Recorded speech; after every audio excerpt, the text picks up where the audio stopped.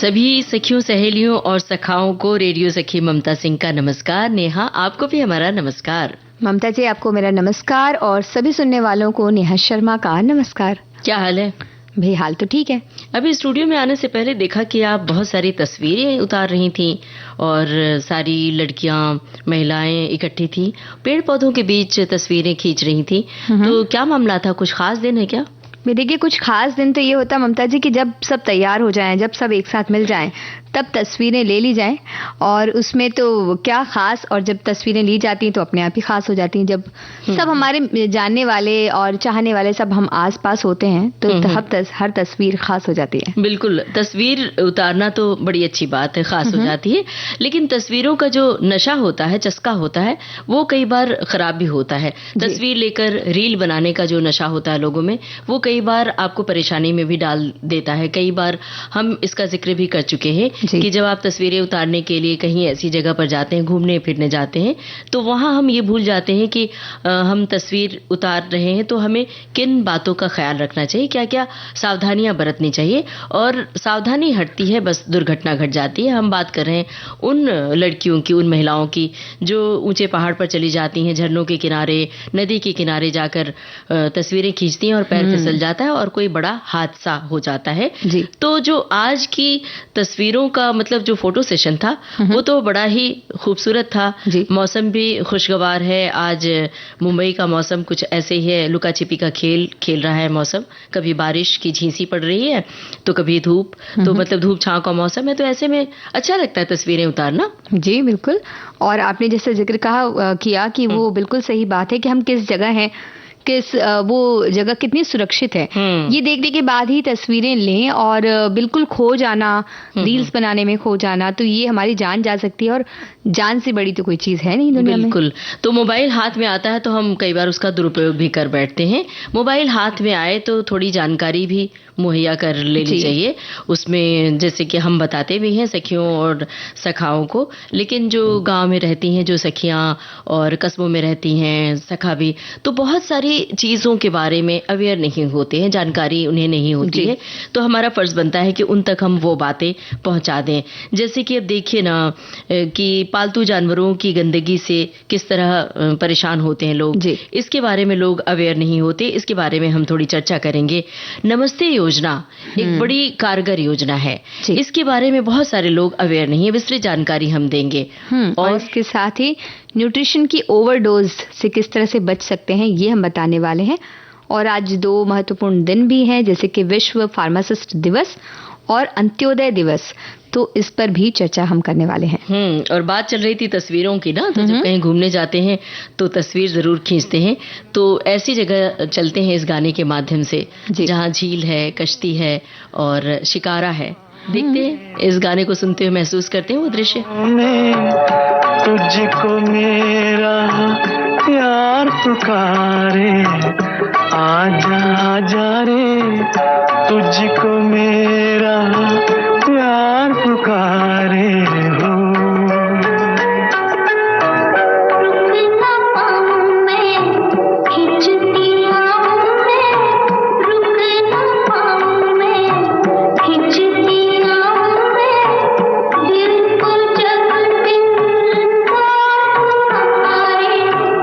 आजा आजा रे, तुझको मेरा प्यार पुकारे हो।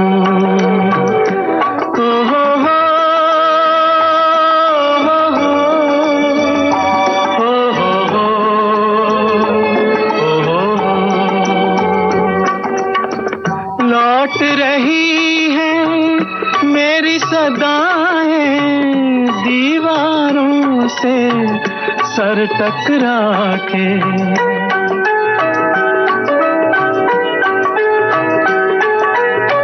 लौट रही है मेरी सदाएं दीवारों से सर टकरा के। हाथ पकड़ कर चलने वाले हो गए रुखसत हाथ छुड़ा के। उनको कुछ भी याद नहीं है, उनको कुछ भी याद नहीं है। अब कोई 100 बार पुकारे, आजा आजा रे, तुझको मेरा प्यार पुकारे हो।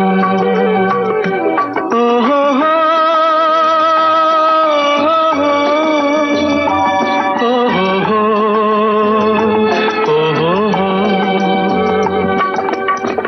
इल्म नहीं था इतनी जल्दी खत्म फसाने हो जाएंगे।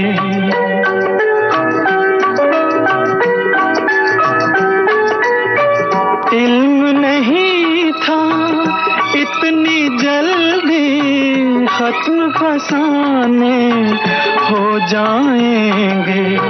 तुम बेगाने बन जाओगे, हम दीवाने हो जाएंगे।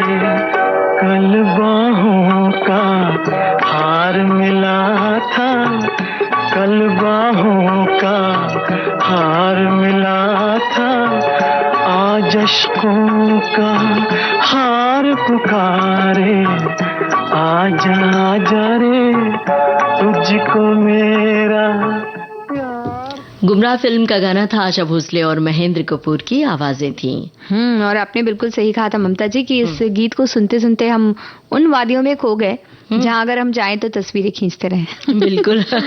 लेकिन अब तस्वीरों की दुनिया से बाहर आकर हमें और दूसरे मुद्दों पर बात करनी पड़ेगी, और हमारे श्रोता जो लगातार टिप्पणियां भेज रहे हैं उनकी टिप्पणियों को भी शामिल करना पड़ेगा।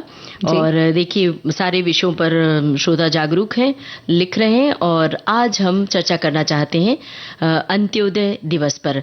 भारतीय विचारक, समाज सुधारक पंडित दीनदयाल उपाध्याय की जयंती 25 सितंबर यानी आज मनाई जाती है। इस दिन को अंत्योदय दिवस के रूप में मनाया जाता है। अंत्योदय का अर्थ ही है जो सबसे अंत में है उसका उदय होना, या कहें कि जो सबसे अंतिम तबके के व्यक्ति हैं उनका भी विकास हो। यही अंत्योदय का सिद्धांत है, और ये सिद्धांत पंडित दीनदयाल उपाध्याय ने दिया।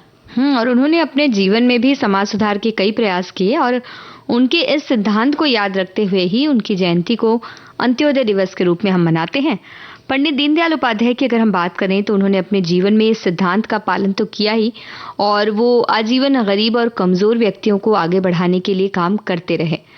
और इस दिवस को मनाने का मुख्य उद्देश्य है पंडित दीनदयाल उपाध्याय के सिद्धांत को सुरक्षित रखने का प्रयास, ताकि सामाजिक समानता रहे और गरीब और वंचित व्यक्ति जो हैं उनमें जागरूकता आए, और साथ ही समय समय पर कई सरकारी योजनाएं उनके लिए लागू होती हैं, उनके बारे में भी उन्हें जानकारी मिले। तो हमें भी अपने जीवन में सिद्धांत का पालन करना चाहिए और एक अच्छे मार्ग पर चलना चाहिए। और ये गाना सुनना चाहिए। जी।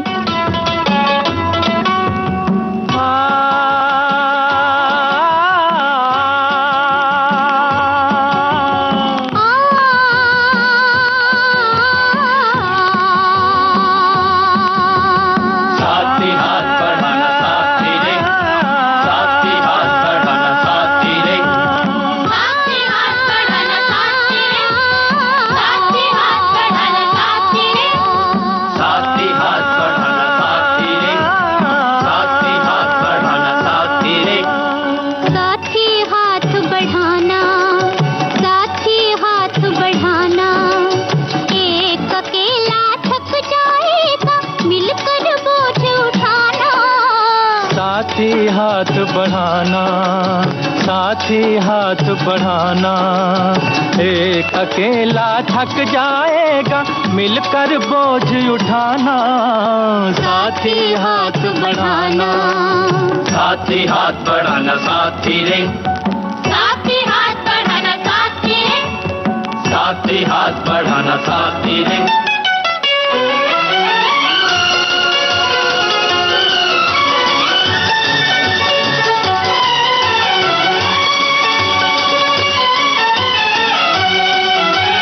हम मेहनत वालों ने जब भी मिलकर कदम बढ़ाया, सागर ने रास्ता छोड़ा पर्वत ने शीश झुकाया।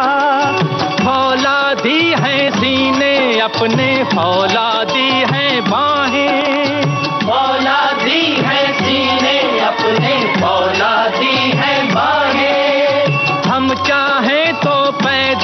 कर दे चट्टानों में राहें, हम चाहे तो पैदा कर दे चट्टानों में राहें। साथी हाथ बढ़ाना, साथी हाथ बढ़ाना, एक अकेला थक जाएगा मिलकर बोझ उठाना। साथी हाथ बढ़ाना, साथी हाथ बढ़ाना साथी रे, साथी हाथ बढ़ाना साथी रे, साथी हाथ बढ़ाना साथी रे।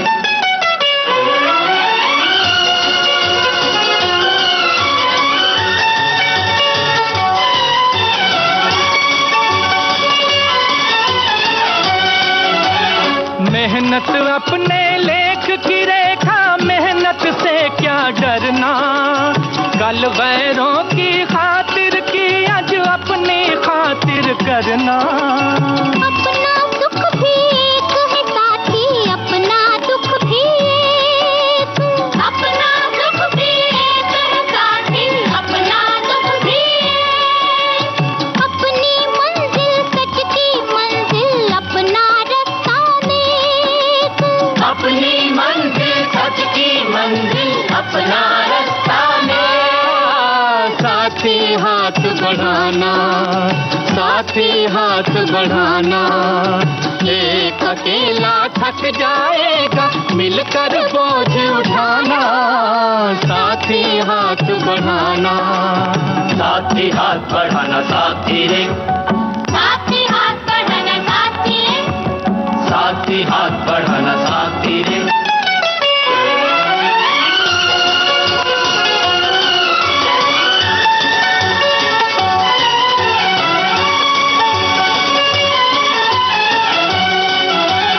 एक से एक मिले तो खतरा बन जाता है दरिया, एक से एक मिले तो जल्ला बन जाता है सहरा, एक से एक मिले तो राई बन सकती है पर्वत, एक से एक मिले तो राई बन सकती है पर्वत, एक से एक मिले तो इंसान बस में कर ले किस्मत, एक से एक मिले तो इंसान बस में कर ले।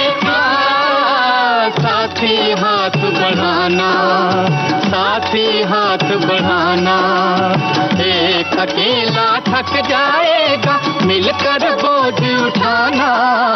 साथी हाथ बढ़ाना, साथी हाथ बढ़ाना साथी रे, साथी हाथ बढ़ाना साथी रे, साथी हाथ बढ़ाना साथी रे, साथी हाथ बढ़ाना साथी रे, साथी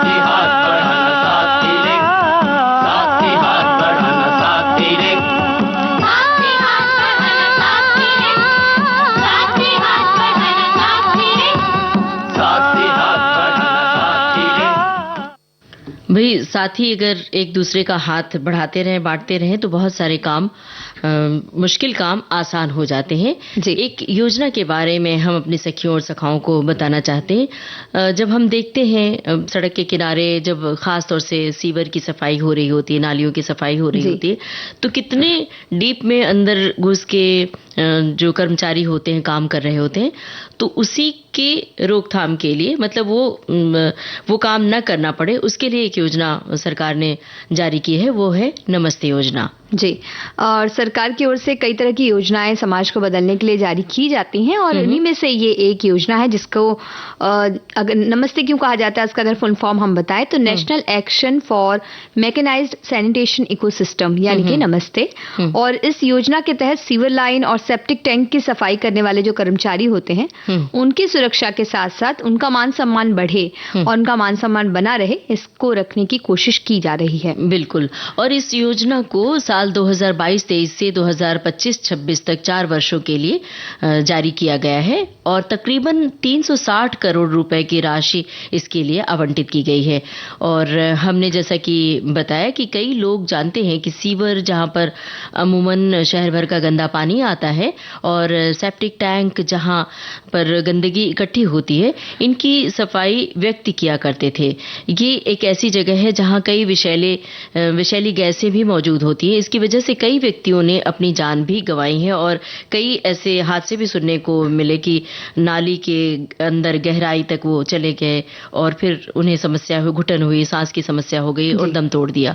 तो इस तरह की घटनाओं से भी हम बच सकते हैं इस योजना के तहत। इस तरह के काम कोई भी व्यक्ति ना करे, बल्कि मशीनों की सहायता से ये काम हो, ये सुनिश्चित किया जा रहा है। साथ ही इन कामों के लिए व्यक्तियों की जरूरत अब अभी जहां पर है, जहां अभी उतनी मशीनें नहीं पहुंच पाई हैं, जहां बाद में मशीनें पहुंचने वाली हैं, उन्हें भी सुरक्षा के भरपूर इंतजाम मिले, ये नमस्ते योजना के अंतर्गत सुनिश्चित किया जा रहा है। और साथ ही जो सिविल लाइन और सेप्टिक टैंक सफाई कर्मी है, यानी SSW उन्हें कहा जा रहा है, को नए रोजगार के अवसर भी दिए जा रहे हैं, क्योंकि अगर मशीनों का उपयोग ज्यादा होगा तो उतने व्यक्ति नहीं लगेंगे, तो वो बेरोजगार हो रहे हैं, तो उनके लिए रोजगार के अवसर भी दिए जा रहे हैं। साथ ही उन्हें एक पहचान बनी रहे, उनकी पहचान पता चले कि कौन कौन इन कामों में हैं, उसके लिए उन्हें पंजीकृत किया जा रहा है, जिसके लिए एक डेटाबेस बनाने के साथ एक कार्ड के जरिए उनकी प्रोफाइलिंग की जा रही है और उन्हें नमस्ते आईडी दी जा रही है, जिससे जो भी सुविधाएं हैं वो उन्हें मिल सके।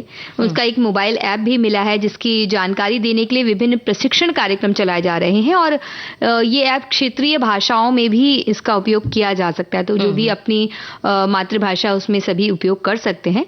और इसके साथ ही उन्हें स्वास्थ्य बीमा दिया जा रहा है, PPE किट दी जा रही है, और इसके साथ ही अगर वो स्वच्छता वाहन या उपकरण खरीदते हैं तो उसके लिए उन्हें 5 लाख तक पूंजीगत सब्सिडी भी दी जा रही है। बिल्कुल। और जब व्यक्ति लंबे समय तक सीवर और सेप्टिक टैंक की सफाई का काम करता है तो समाज के कुछ लोग उन्हें उचित सम्मान भी नहीं देते हैं। और नमस्ते योजना के अंतर्गत न सिर्फ SSW की सुरक्षा की बात की जा रही है, बल्कि उन्हें आत्मसम्मान के प्रति भी जागरूक बनाया जा रहा है। और इसके साथ साथ इस योजना के तहत प्रशिक्षकों को प्रशिक्षण देने का काम भी शुरू किया गया है, ताकि वो आगे इस योजना का प्रशिक्षण जमीनी स्तर पर ले सके। और इस योजना का मुख्य उद्देश्य है कि साफ सफाई के दौरान किसी व्यक्ति की मृत्यु ना हो, स्वच्छता कर्मचारी कुशल बना रहे और जो गंदगी निकलती है उनका सीधा संपर्क ना हो पाए, मतलब सीधे संपर्क में वो ना आए। इस तरह इसकी योजना का उद्देश्य ये है। और साथ में जो लोग डर रहे हैं कि उनकी नौकरी चली जाएगी, मतलब उन्हें जो बंधी बंधाई तनख्वाह मिल रही है उससे वो वंचित रह जाएंगे, फिर उनकी रोजी रोटी कैसे चलेगी।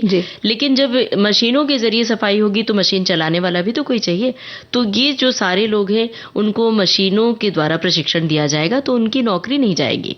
बिल्कुल। और सफाई कर्मचारी का सशक्तिकरण तो होगा, और उनके जो भी काम है अलग अलग आजीविका के लिए, वो अलग अलग विकल्पों की उन्हें जानकारी भी दी जा रही है कि कौन से दूसरे काम वो कर सकते हैं जो उन्हें जैसे सब्सिडी दी जा रही है। अगर स्वच्छता की वो कुछ मशीनें लेना चाहें, कुछ अपना काम करना चाहें तो उसके लिए, और साथ ही इस कामकाज के प्रति भी उन्हें प्रशिक्षित किया जा रहा है। हमारे एक साथी ने भी इसके बारे में एक संदेश लिखा है। वो कह रहे हैं कि राष्ट्रीय मशीनीकृत स्वच्छता पारिस्थितिकी तंत्र कार्रवाई, जिसका इन्होंने हिंदी में पूरा लिखकर भेजा है। नमस्ते योजना सामाजिक न्याय और आधिकारिकता मंत्रालय और आवास और शहरी मामलों के मंत्रालय द्वारा संयुक्त रूप से शुरू की गई पहल है। ये सामाजिक न्याय और अधिकारिता मंत्रालय के केंद्रीय क्षेत्र की योजना है और इस योजना में शहरी भारत में स्वच्छता कर्मचारियों के लिए एक सक्षम इकोसिस्टम का निर्माण करते हुए उनकी सुरक्षा और गरिमा की परिकल्पना इसके तहत की जा रही है, ऐसा वो कह रहे हैं। तो हम अपने श्रोताओं का शुक्रिया अदा करते हैं कि इन मुद्दों पर बढ़ चढ़कर हिस्सा ले रहे हैं और अपनी बात रख रहे हैं।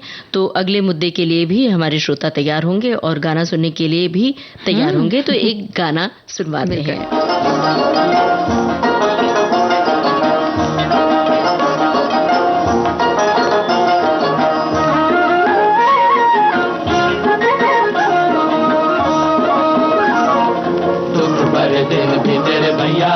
अब सुख आयो रे, जीवन में नया लायो रे, ओ दुख भरे दिन भी तेरे भैया अब सुख आयो रे, जीवन में नया लायो रे, ओए होए दुख भरे दिन भी तेरे भैया, भी तेरे भैया।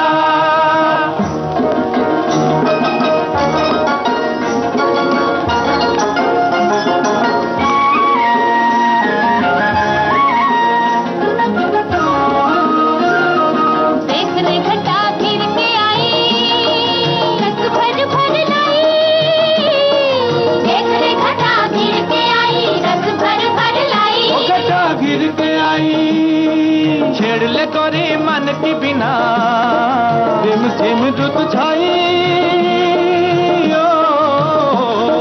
छेड़ ले गोरी मन की बिना, रिम झिम रुत छाई। वो घटा घिर के आई हो, प्रेम की गागर लाए रे बादल बेकल मोरा दिया होए, प्रेम की गागर लाए रे बादल बेकल मोरा दिया होए। दुख भरे दिन भी तेरे भैया, अब दुख आयो रे, रंग जीवन में नया हाल आयो रे, दुख भरे दिन भी तेरे भैया, अब दुख आयो रे, रंग जीवन में नया हाल आयो रे। होए होए दुख भरे दिन भी तेरे भैया, भी तेरे भैया।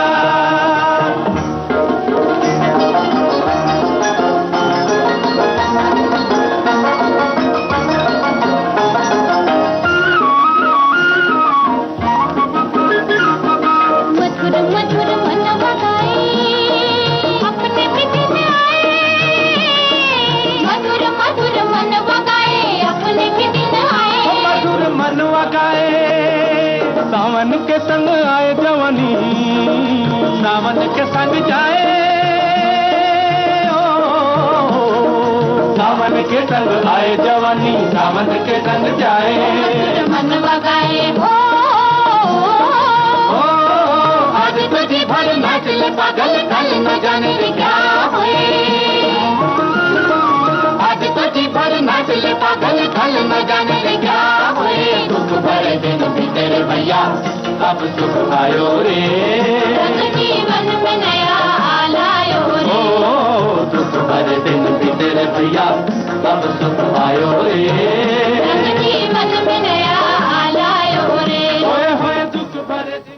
और ममता जी, दुख भरे दिन कब बीतते हैं? जब हम स्वस्थ रहते हैं तब। बिल्कुल। तो स्वस्थ रहने के लिए हमें कभी ना कभी जरूरत पड़ती है फार्मासिस्ट के पास जाने की। और ये भी कहा जाता है कि जब भी तबीयत खराब हो तो डॉक्टर से सलाह लेनी चाहिए, और जब डॉक्टर से हम सलाह लेते हैं तो उसके बाद वो हमें भेज देते हैं फार्मासिस्ट के पास, जिन्हें हम केमिस्ट के नाम से भी जानते हैं। और आज का दिन उनके नाम है क्योंकि आज है विश्व फार्मासिस्ट दिवस। ये दिन विश्व स्वास्थ्य संगठन और अंतर्राष्ट्रीय फार्मास्यूटिकल फेडरेशन के द्वारा मनाया जाता है। और इस दिन को मनाने का जो उद्देश्य है वो ये है कि फार्मासिस्ट को उनके कामों की सराहना की जाए और प्रोत्साहित किया जाए, लोगों के बीच उनके काम को लाना, क्योंकि कई बार हम इस बात की ओर ध्यान ही नहीं देते हैं कि फार्मासिस्ट हमारे स्वास्थ्य से जुड़ी एक बहुत ही ज़रूरी कड़ी है। ये अलग अलग तरह से हमारी सहायता करते हैं, यही नहीं वो कई सार्वजनिक स्वास्थ्य अभियान का हिस्सा भी बनते हैं। और इनके कामों में शामिल होता है कि रोगियों को न सिर्फ दवाएं दें बल्कि उन्हें लेने की सही सलाह भी देते हैं। यही नहीं, कई चिकित्सा से जुड़े उपकरणों तक रोगियों की पहुंच भी ये करवाते हैं। 2009 में पहली बार इस दिन को मनाया गया था और इस तारीख को चुनने की वजह खास है क्योंकि 25 सितंबर ही वो तारीख थी जब साल 1912 में FIP यानी कि अंतर्राष्ट्रीय फार्मास्यूटिकल फेडरेशन की स्थापना हुई थी। और देखो ना, हमारे एक श्रोता ने भी कुछ लिखा है, देखते हैं क्या लिखा है। इन्होंने लिखा है कि फार्मासिस्ट अपने फार्मेसी के उन्नायक हुआ करते हैं, ये चिकित्सक के असिस्टेंट भी होते हैं। इस दृष्टिकोण से चिकित्सक के उपरांत चिकित्सा कार्य में इनके भी महत्वपूर्ण योगदान है। इनके सम्मान और महत्व के लिए ही आज का ये वैश्विक दिवस है और प्रत्येक मेडिकल स्टोर पर इनकी उपस्थिति बहुत जरूरी होती है। औषधि इनकी ही देखरेख में वितरित किया जाता है। और आज इस दिवस के हर साल एक थीम, जैसे कि हम जानते होती है, इस साल इस दिन की थीम है विश्व फार्मासिस्ट दिवस की थीम फार्मासिस्ट वैश्विक स्वास्थ्य आवश्यकताओं की पूर्ति। वाकई हम अगर कहें ममता जी तो फार्मासिस्ट स्वास्थ्य के क्षेत्र में एक महत्वपूर्ण भूमिका निभाते हैं और हमारा उनसे आमना सामना अक्सर होता ही रहता है। तो अब क्या करना चाहिए, एक गाना सुन ले? जी बिल्कुल। मेरे दीवानेपन की भी दवा नहीं, मेरे दीवानेपन की भी दवा नहीं। मैंने जाने क्या सुन लिया, तूने तो कुछ कहा नहीं, मेरे दीवानेपन की भी दवा नहीं।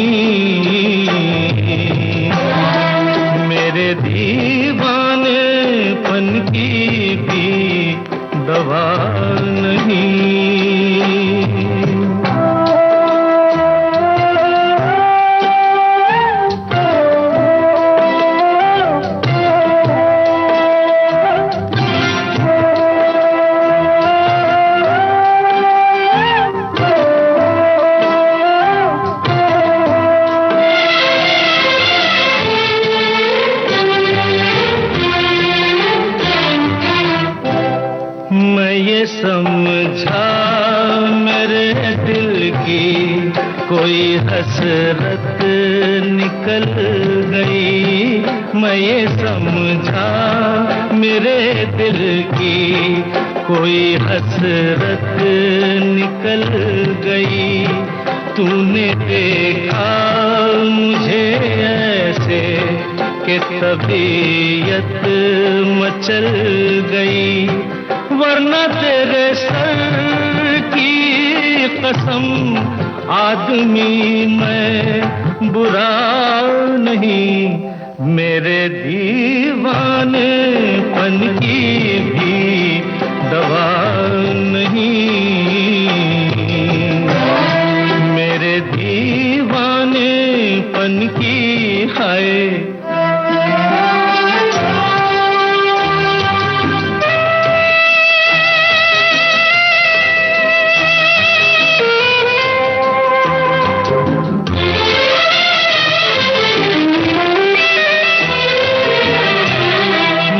अदब हूँ मैं दीवाना, किस कदर तू खफा हुई। बेअदब हूँ मैं दीवाना, किस कदर तू खफा हुई। छू लिया क्यों बदन तेरा, तौबा कैसी खता हुई। सारी दुनिया में कोई मेरे लायक सजा नहीं, मेरे दीवानेपन की भी दवा नहीं, मेरे दीवानेपन की भी दवा नहीं।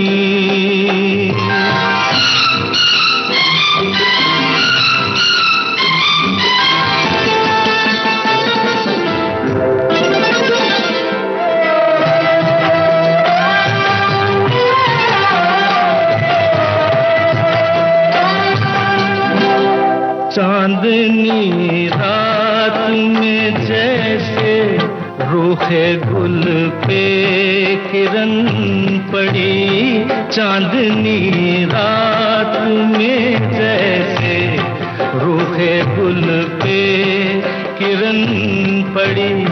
बेसबब रूठ कर तेरे माथे पे यूं शिकन पड़ी। मेरे महबूब ये तेरी बेरुखी है, अदा नहीं, मेरे दीवानेपन की भी दवा नहीं। सखी सहेली कार्यक्रम में अब वक्त है एक अंतराल का।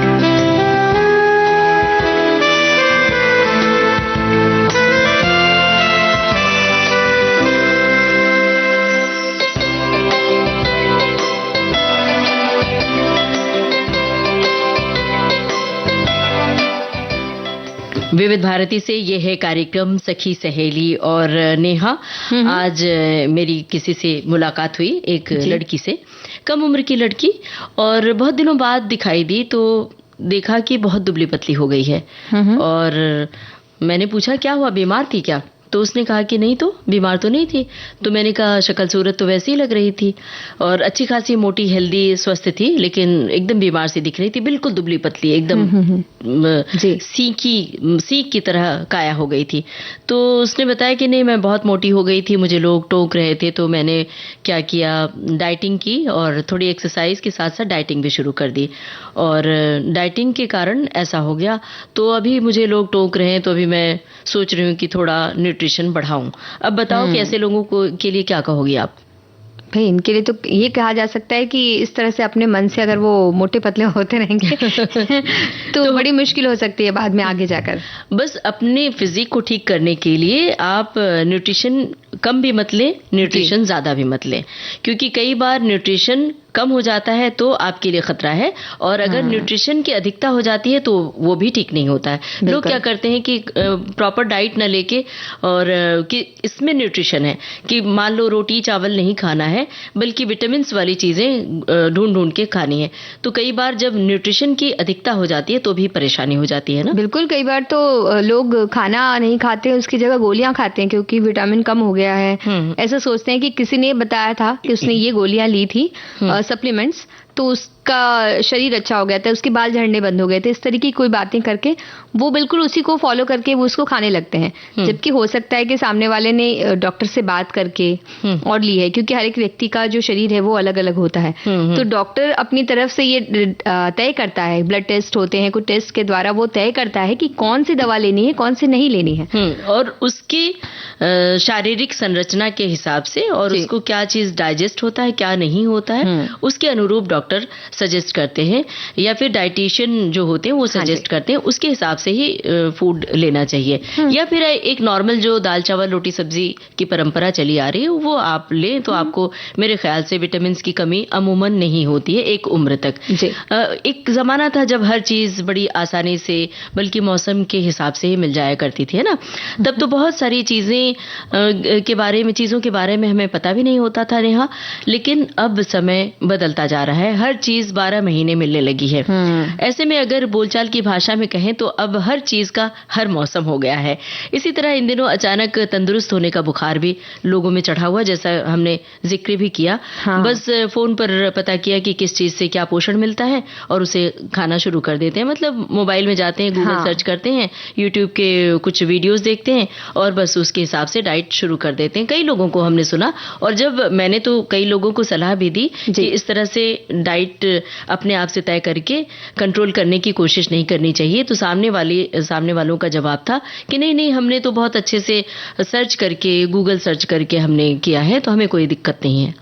तो इन दिनों सब जो सर्च करते हैं, जो फोन को डॉक्टर बना लिया है, तो डॉक्टर को फोन नहीं लगाते हैं, फोन से ही डॉक्टर ही करवा लेते हैं। और ये जानना भी बहुत जरूरी है कि किसी भी चीज को खाने की एक निश्चित मात्रा होती है, हर चीज को हम बेहिसाब नहीं खा सकते हैं, और किसी भी चीज के साथ कौन सी चीजें खाई जा सकती हैं उसकी भी एक सूची होती है। तो ये भी नहीं हो सकता है कि हम किसी भी चीज के साथ कुछ भी मिलाकर खाते जा रहे हैं, क्योंकि हमें लग रहा है कि सारी चीजों में न्यूट्रिशन है, तो अगर सबको मिला देंगे तो विटामिन मिनरल सब कुछ एक ही कटोरी में हमें मिल जाएगा।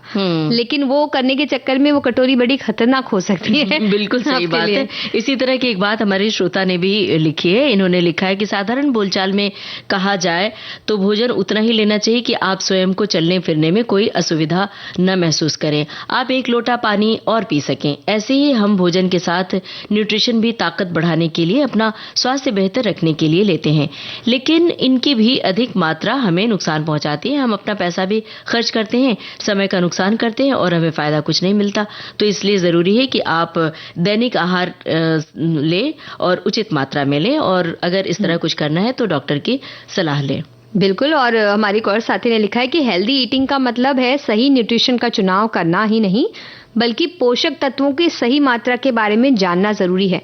अच्छे खान पान की आदत लोगों की सेहत के साथ साथ उनकी उम्र से भी जुड़ी होती है। और जानकारी के लिए आपको बता दें कि आपकी उम्र पर न केवल आपके द्वारा खाए जाने वाले भोजन के प्रकार से, बल्कि आपके द्वारा सेवन की जाने वाली मात्रा से भी बहुत फर्क पड़ता है। बिल्कुल सही कहा है इन्होंने। और नियमित रूप से जो दाल रोटी की परंपरा चली आ रही है ना, दाल चावल रोटी की, वो नियमित रूप से खाते रहें प्रचुर मात्रा में, तो शायद ये नौबत नहीं आती है। देखें गाने में क्या है। मनाओ, दाल रोटी खाओ, प्रभु के गुण गाओ, दाल रोटी खाओ, प्रभु के गुण गाओ। लालच में ना दिल का चैन गवाओ, दाल रोटी खाओ, प्रभु के गुण गाओ, दाल रोटी खाओ, प्रभु के गुण गाओ। ये समझो और समझाओ, थोड़ी में मौज मनाओ, दाल रोटी खाओ, प्रभु के गुण गाओ, दाल रोटी खाओ, प्रभु के गुण गाओ।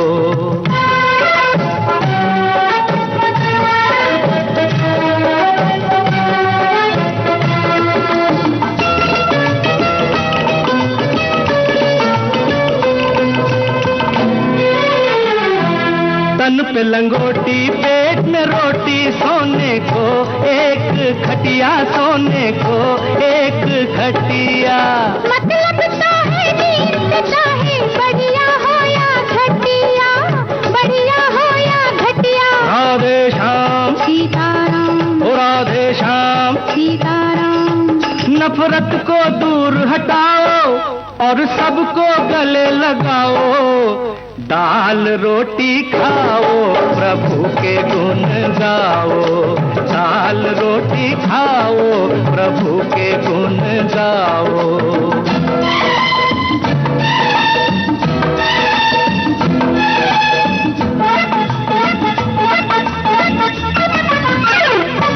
चांदी की थाली वाले को क्या भूख लगे है ज्यादा, क्या भूख लगे है ज्यादा। क्यों न खा ले फिर आपस में बांट के आधा आधा, बांट के आधा आधा। राधे श्याम, ओ सीताराम, राधे श्याम। ओ सीताराम। भूखे की भूख मिटाओ, दुनिया में नाम कमाओ। दाल रोटी खाओ, प्रभु के गुण गाओ। दाल रोटी खाओ, प्रभु के गुण गाओ।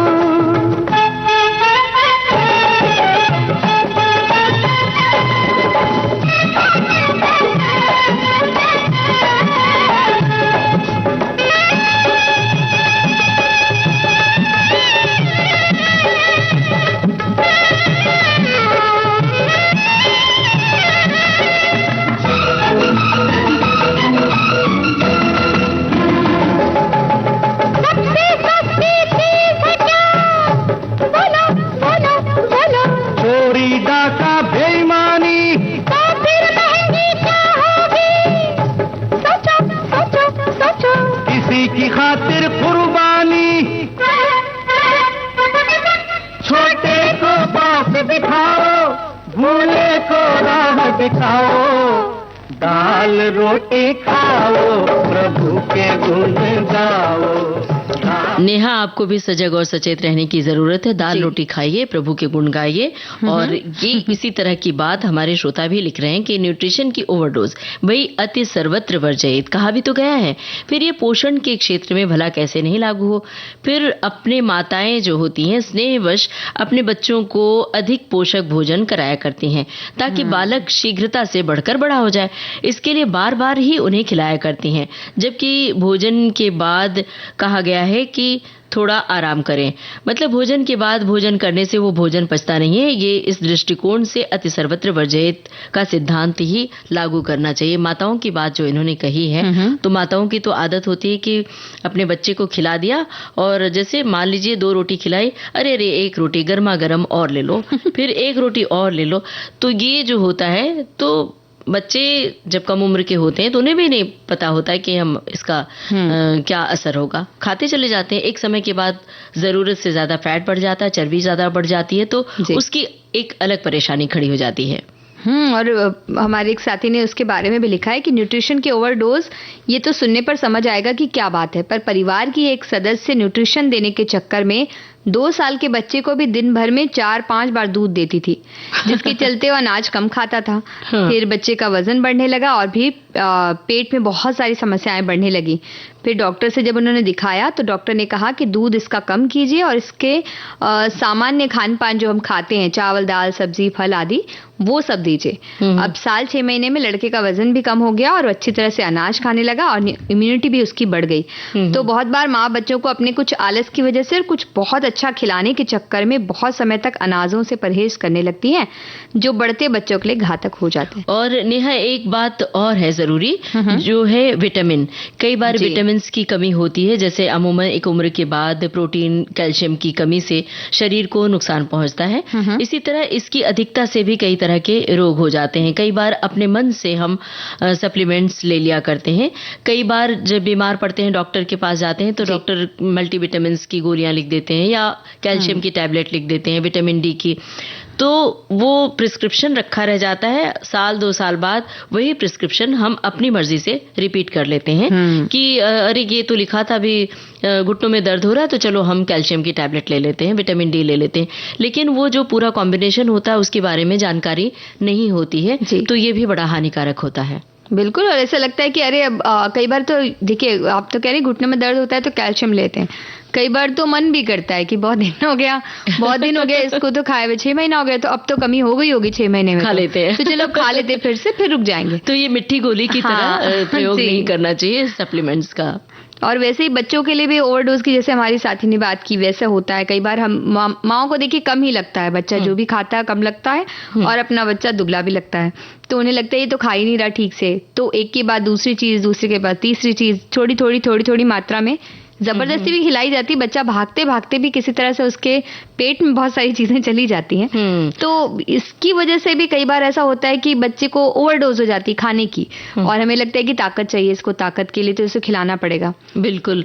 और होता क्या है कि शारीरिक व्यायाम जरूरी है, शारीरिक व्यायाम, दौड़ भाग, खेल वगैरह की उचित सलाह के बाद ही उन्हें किसी तरह का सप्लीमेंट दिया जाता है। कई बार हम बच्चों के भोजन में घी, ड्राई फ्रूट्स भर देते हैं कि चलो ये तो फायदा होगा। और तो और जब बच्चों के इम्तिहान होते हैं कि अब ये 10th में पढ़ने जा रहा है, अब 12th में है, तो अब इसको बहुत पौष्टिक खाने की जरूरत है, तो बादाम के लड्डू बना के खिला दो। तो एक बादाम, मतलब उसमें बहुत सारे ड्राई फ्रूट्स, अगर एक बादाम का लड्डू खा लिया, उसके बाद फिर दाल चावल रोटी सब्जी भी खिला दिया आपने, फिर थोड़ा कुछ फल भी खिला दिया, तो ये जो होता है ये ओवरडोज होता है। इसका कहीं न कहीं नुकसान होता है शरीर पर, और मोटापा बढ़ता है। जब मोटापा बढ़ता है तो और बहुत सारी तकलीफें बढ़ जाती हैं। और कई बार ऐसा भी होता है ना कि हमें लगता है, और एग्जाम का टाइम जैसे आपने बताया, उस वक्त तो वो पूरी तरह से पढ़ाई कर रहा है, तो शारीरिक जो चलना फिरना, व्यायाम जो है वो कम होती है, क्योंकि पढ़ाई में पूरा ध्यान लगाना है। बिल्कुल। तो उस वक्त तो बिल्कुल ही चल फिर नहीं रहे हैं उतना ज्यादा, जितना खेल कूद के लिए जाते हैं वो सब कुछ नहीं कर रहे हैं, और आप खाना अलग तरह से मिल रहा है, तो वाकई उनका वजन बढ़ जाता है जो खराब हो सकता है। तो इसलिए जो भी न्यूट्रिशन है वो दीजिए, लेकिन अपने मन से मत दीजिए, सलाह से दीजिए, या फिर जैसा कि हमने कहा है कि दाल रोटी खाएं, प्रभु के गुण गाएं। और एक नया फैशन भी चला है, वो है रील्स देख के। रील्स देख के, और हर कोई सोशल मीडिया पर ज्ञानी है, तो हर अपने अनुभव को ज्ञान के रूप में रील बना के भेज देता है कि आप ये करके देखो, पक्का इलाज हो जाएगा, ऐसा करके देखो तो आपको ये फायदा हो जाएगा। तो ऐसे इतने पॉजिटिव तरीके से सामने वाला बोल रहा होता है, तो जो सुन रहा है उसको सोचना चाहिए कि वो तो अपना प्रचार कर रहा है, या मतलब अपने लाइक कमेंट बढ़ा रहा है, तो आपको ख्याल रखना चाहिए कि आपको वो आपके लिए सूट कर रही है बात कि नहीं सूट कर रही है, इसका ख्याल रखें। और हम किस बात का, हम उसे कितना जानते हैं ये भी तो सोचिए, हम तो उसे जानते भी नहीं है, और हम किन बातों का ख्याल रखें, गीतों का ही ख्याल रखेंगे। सुनते हैं ये गाना।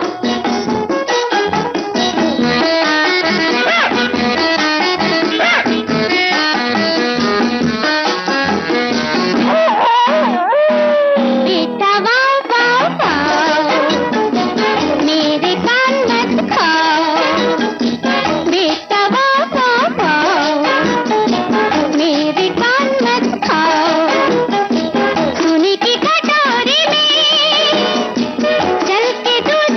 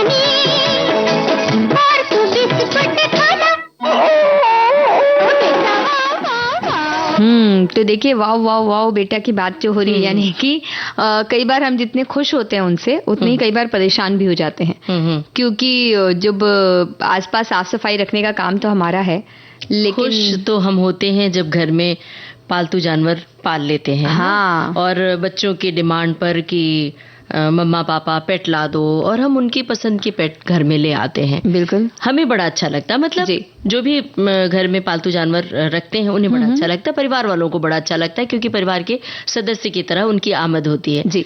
पर दूसरों को कितनी परेशानी होती है, ये कभी सोचा है किसी ने? कि मतलब दूसरे की परेशानी के बारे में भी सोचें तो कैसे चलेगा।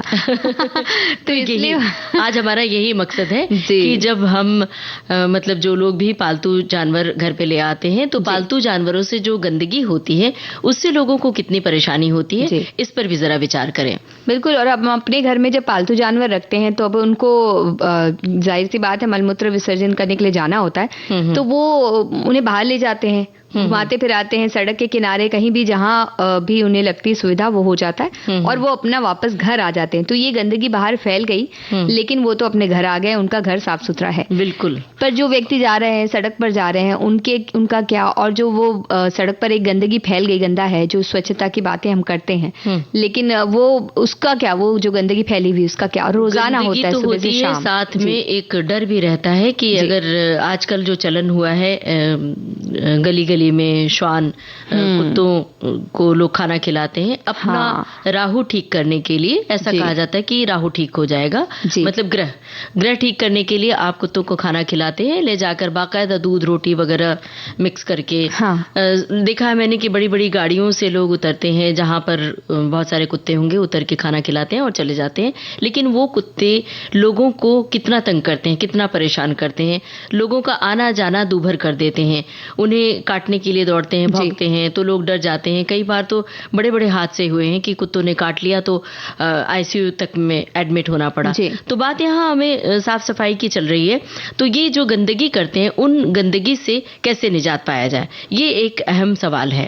और बहुत बार हम लोग को ऐसा होता है ना कि हम कहीं भी ले जाते हैं, क्योंकि बहुत सारी ऐसी जगह है जहां पर जैसे कचरे का निवारण किया जाता है, वहां कचरा इकट्ठा किया जाता है, वो जगह वैसी है, तो उन जगहों पर आप ले जा सकते हैं, या घर में भी प्रशिक्षित किया जा सकता है। जैसे कि हम रील्स की बात करें तो रील्स में ये सारी चीजें भी आप देख सकते हैं, यूट्यूब के जरिए भी आप देख सकते हैं कि प्रशिक्षित किया जा सकता है। जैसे बिल्लियों को बहुत से लोग पालते हैं, तो उनकी एक जगह बना दी जाती है, तो वो वहीं जाकर उनको जब भी मलमूत्र विसर्जन करना हो तो वो वहीं जाते हैं। उसी तरह से कुत्तों को भी प्रशिक्षित किया जा सकता है कि घर का टॉयलेट इस्तेमाल करें, तो वो आमतौर पर वो जैसे बच्चे हमें धीरे धीरे बता देते हैं, क्योंकि जो भी उन्हें पालते हैं वो अपने बच्चों की तरह ही उन्हें मानते हैं, इसलिए हम इस तरह की बात कह रहे हैं। तो जिस तरह से बच्चे हमें बताते हैं, हम उन्हें प्रशिक्षित करते हैं कि किस तरह से उन्हें बता देना है कि उन्हें कब टॉयलेट जाना है, उसी तरह से जो पालतू जानवर हैं वो भी हमें इशारा करके अपनी तरह से बता देते हैं। और कई लोग सड़क फुटपाथ पर जानवरों को जो खाना खिलाते हैं, इसमें से बहुत सारी चीजें बची रह जाती हैं, वो छूट जाती हैं, तो इससे भी गंदगी फैलती है, बैक्टीरिया फैलता है जो प्रदूषण पैदा करता है। और इसके अलावा पालतू जानवरों के जो जूठे भोजन होते हैं उनके इस्तेमाल की चीजों को निकालना हो तो इसके लिए ऐसी व्यवस्था करनी चाहिए जो लोग पालते हैं जानवरों को, जिससे इसका उपयोग किसी व्यक्ति द्वारा न किया जाए। साथ ही पालतू जानवरों का समय पर टीकाकरण करवाना बहुत जरूरी होता है, जिससे वो और हम सब सुरक्षित रहें जो आसपास होते हैं। बिल्कुल।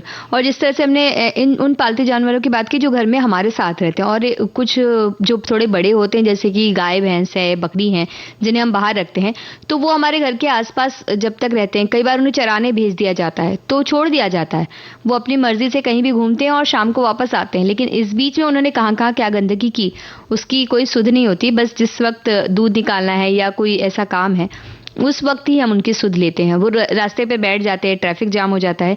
इन सारी चीजों का ध्यान भी रखना बहुत जरूरी है। और इस समय हम सुध लेते हैं इस गाने की।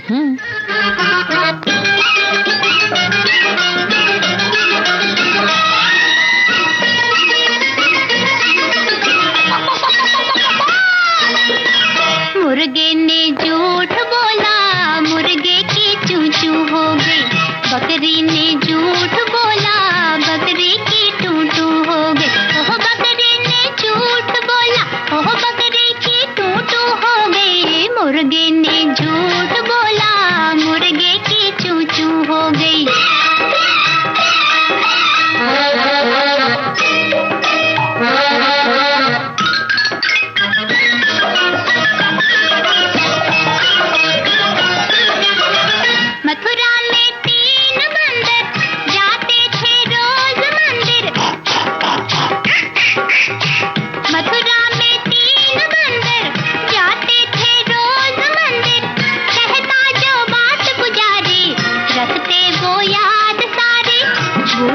कभी ना देखो, बुरा कभी ना बोलो, बात जहाँ हो बुरी कान वहाँ ना खोलो। जितने बुराई सीखी होए होए होए हाजी, जितने बुराई सीखी उसके तो कू हो गई। मुर्गे ने झूठ बोला, मुर्गे की चूं हो गई। बकरी ने झूठ बोला, बकरी की चूं हो गई।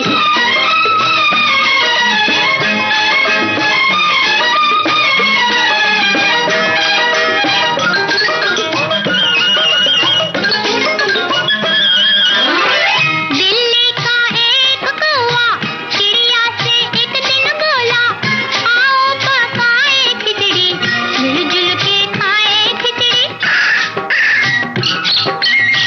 चावल का दाना मेरा, मूंग का दाना तेरा, लेने गया वो पानी, चिड़िया थी चोर की नानी। चुपके से खा के दाना, चक्की में किया ठिकाना, कौवे ने चक्की पीसी, आई आवाज पीसी, चिड़िया ने चोरी की थी होए होए होए हाजी, चिड़िया ने चोरी की थी, चिड़िया की सूसू हो गई। मुर्गे ने झूठ बोला, मुर्गे की चूं हो गई। बकरी ने झूठ बोला। बहुत सारे पशु पक्षियों की आवाजें हमें मिल गई इनके बारे में। और हमारे एक श्रोता ने कुछ इस तरह की बात लिखी है। इन्होंने लिखा है कि इस दृष्टिकोण से ये जो पाले जाते हैं तो मिट्ठू मियाँ तो प्राय हर घर में मिल जाते हैं, फिर कबूतरों का क्या कहना। जाहिर है कि ये जहाँ रहेंगे गंदगी भी वहीं पर रहेगी, और दुधारू पशुओं की तो बाकायदा हम लोग सेवा कर लेते हैं, लेकिन गंदगी तो गंदगी ही है। माना कि सरकार स्वच्छता अभियान चला रही, लेकिन अपने भी तो कुछ कर्तव्य हैं, और उससे ही परेशान होने लगे तो ये अपनी कमी है। जानवरों की संख्या वैसे भी कम हो रही है और समाज में नकली डुप्लीकेट पदार्थों की भरमार है। इस दृष्टिकोण से परेशान होना अपनी ही कमी का परिचायक है। बिल्कुल सही कहा है, लेकिन कुछ बातों का ख्याल रखें कि दूसरे आपके इस शौक से परेशान न हो। बिल्कुल। हमारे एक और साथी ने लिखा है कि पालतू जानवर की गंदगी से परेशान के विषय पर उन्होंने कुछ अलग बात कही कि सामने वाले घर का पालतू डॉगी जब मध्य रात्रि में भौंकता है तब हम सबकी नींद उड़ जाती है, लेकिन कुछ कहेंगे तो पड़ोसी से संबंध बिगड़ सकते हैं, इसलिए सब सह लेते हैं। तो अब सहने की बजाय सचेत रहिए, लोगों को समझाइए। फिलहाल गाना। आज की मुलाकात बस इतनी, कर लेना बातें कल चाहे जितनी। आज की मुलाकात बस इतनी, कर लेना बातें कल चाहे जितनी। अच्छी नहीं होती है जिद इतनी, देखो हमें तुमसे है प्रीत कितनी। आज की मुलाकात बस इतनी।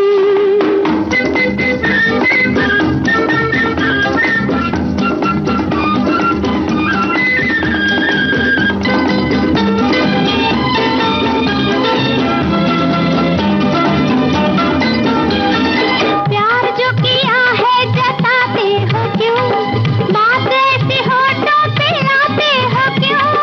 प्यार जो किया है जताते हो क्यों, बात ऐसे होठों पे लाते हो क्यों। और हम जो पूछे सताते हो क्यों, अभी अभी आए अब जाते हो क्यों। आज की मुलाकात बस इतनी, कर लेना बातें कल चाहे जितनी। ओ, अच्छी नहीं होती है जिद इतनी, देखो हमें तुमसे है प्रीत कितनी। आज की मुलाकात बस इतनी।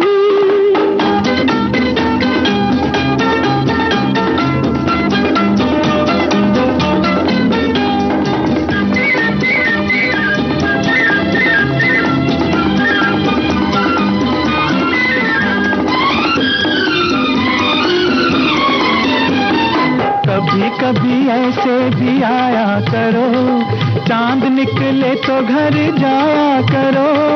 कभी कभी ऐसे भी आया करो। तो ममता जी कभी कभी ऐसे भी आएंगे हम किसी दिन सखी सहेली। और फिलहाल मुलाकात का वक्त हो रहा है खत्म, कुछ भी बोलने बतियाने का वक्त नहीं, ना ही गाना सुनाने का। तो लेते हैं श्रोताओं से इजाजत। आप सभी को ममता सिंह और नेहा शर्मा का नमस्कार। सखी सहेली कार्यक्रम की प्रोड्यूसर अनुश्री पाठक। सखी सहेली।